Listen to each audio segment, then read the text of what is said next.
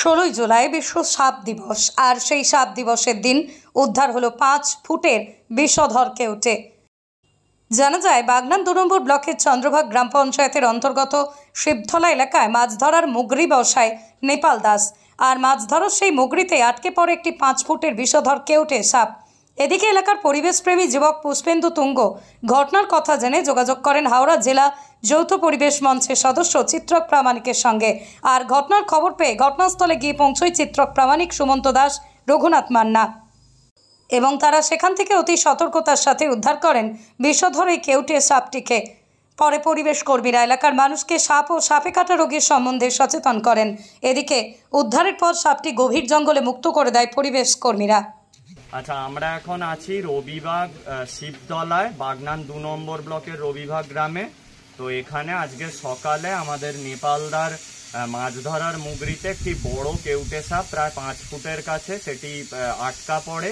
তো এখান থেকে নেপালদা এবং পুষ্পেন্দুদা আমাদের সাথে কন্ট্যাক্ট করে। তো আমি, সুমন্ত দাস ও রঘুনাথ মান্না আমরা এসেছি।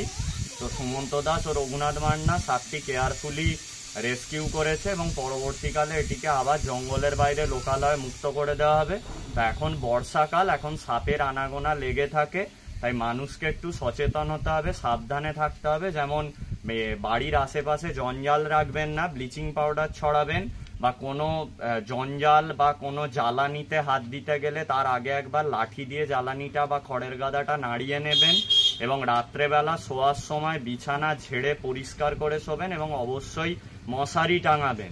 এবং মানুষের একটা ভুল ধারণা আছে যে কার্বলিক অ্যাসিড দিলে বোধহয় সাপ আসে না।